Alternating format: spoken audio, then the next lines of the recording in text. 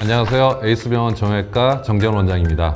오늘은 퀴즈로 한번 시작해 보겠습니다. 땡땡이냐 비땡땡이냐 그것이 문제로다. 여기서 땡땡은 무엇일까요? 아니 너무 쉽네. 과세, 비과세 아니면 시즌이냐 비시즌이냐 이런 게 중요하잖아요. 농담이고요. 왜 모르겠습니까? 제가 제일 많이 받는 질문입니다. 수술이냐 비수술이냐 이거 맞죠? 정답입니다. 저에게 사연이 하나 도착했는데요. 목동에 사시는 40대 남성분입니다. 안녕하세요. 저는 오랫동안 허리 질환을 앓고 있습니다.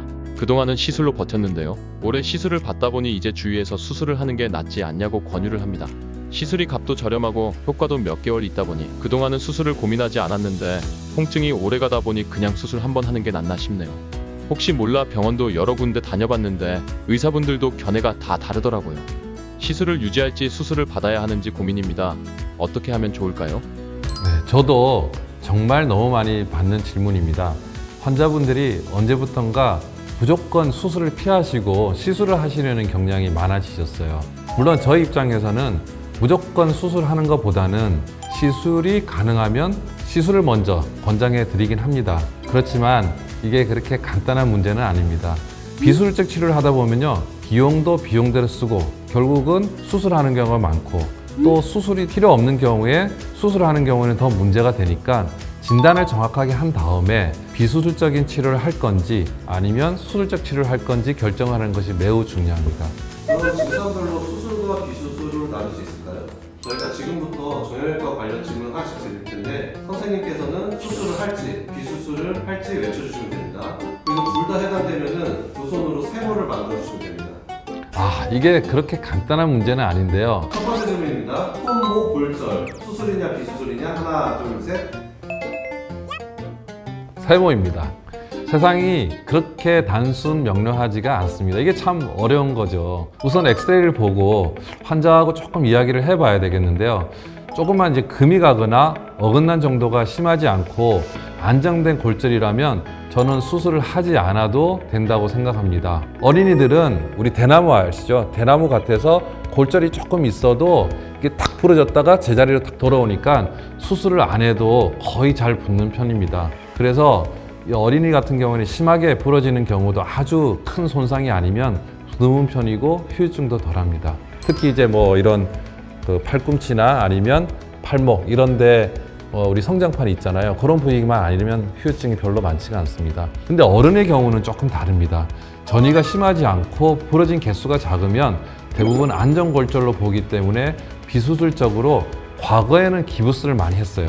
근데 기부스 하면 어때요? 손목이라든지 팔꿈치라든지 작은 관절들은 되게 잘 굳는 관절이에요. 관절 골절이라 그러면 관절을 잘 맞춰야 되는데 뭐 한 2, 3mm만 어긋나서 붙어도 나중에 퇴행성 관절염이 빨리 생기죠. 그래서 요즘은 손목이나 이런 데는 만약에 관절이 깨져 있으면 요새 수술법이 좋아서 대부분 수술적으로 치료를 하고 빨리 기부스 안 하고 운동하는 것이 제일 좋기 때문에 무조건 비수술이다 이렇게 말할 수는 없죠. 그럼 다음입니다. 허리 디스크 수술해야 되냐 안 해야 되냐 하나 둘 셋. 이것도 세모입니다. 허리 디스크가 심하게 튀어나오는 경우에 신경을 누른다 이러면 수술을 해야죠. 이런 경우에는 튀어나온 디스크 일부를 조금 이렇게 덜어내고 하는 것이 근본적인 치료 방법이 되는데요. 이러면 또 이렇게 질문하시는 분이 계실 거예요. 아니 시술은 무조건 안 되느냐. 물론 시술로도 완전히 불가능한 것은 아닙니다. 수술처럼 효과적으로 완전히 제거하지 않지만은 만약에 디스크 일부만 제거하거나 신경이 눌린 부분의 염증을 제거해서 이 증상을 완화시킬 수가 있습니다. 요즘은 이제 주사를 사용해서 염증을 많이 가라앉히는 이런 방식이 많이 사용하는데요. 이런 경우에는 자동적으로 튀어나왔던 디스크가 시간이 지나면서 들어가는 경우가 있거든요. 그러면 신경이 눌리지 않고 디스크가 완치가 되는 경우도 있습니다. 그렇지만 이거는 되게 주의하셔야 돼요. 만약에 하지마비 증상이 온다. 심한 경우에는 대소변 장애가 이렇게 발생하는 경우도 있어요. 이런 경우는 응급수술이 필요합니다. 신경이 죽은 뒤에 뒤늦게 수술을 하게 되면 수술이 아무리 잘 돼도 완벽한 회복을 기대하기 어렵습니다. 그리고 이런 경우가 아니더라도 만약에 발에 힘이 빠졌다든지 걷기가 힘들고 그다음에 팔 같은 데 이렇게 좀 들 때 힘이 많이 빠져 있는 경우에는 목 디스크가 있는 경우도 있거든요. 이렇게 되면 이 신경이 분포하는 근육이 말라버리기 때문에 그 위에 신경 치료를 해도 근육이 돌아오는 데는 상당한 시간이 좀 걸립니다.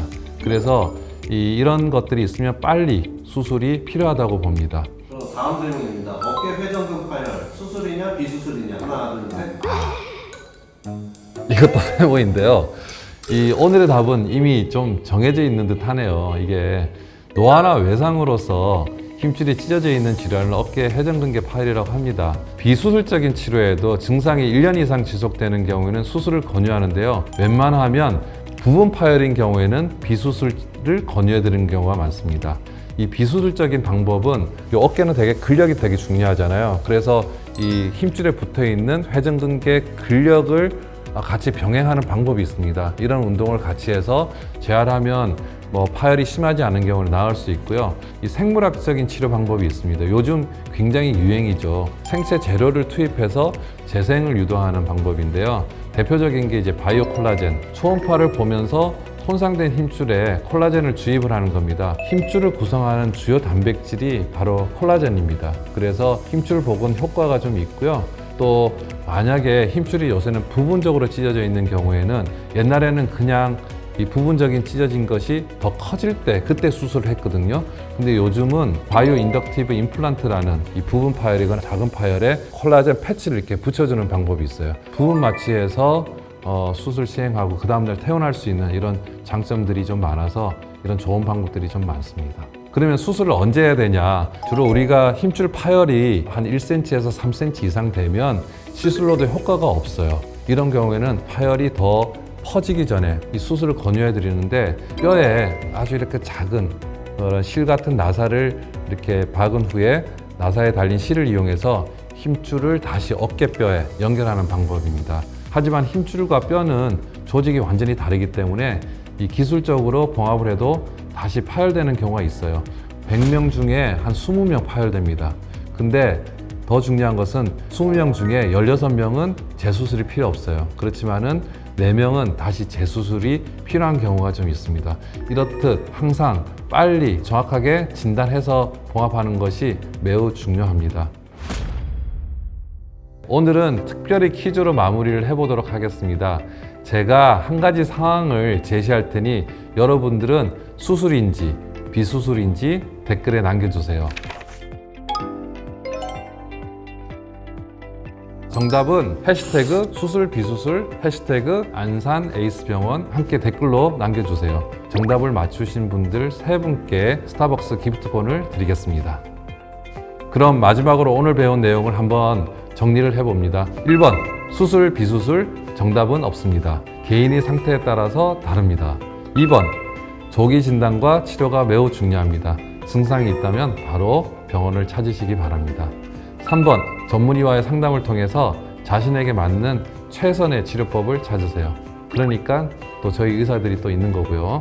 모든 운동, 모든 움직임은 예방이 최선입니다. 다음 시간에 뵙겠습니다.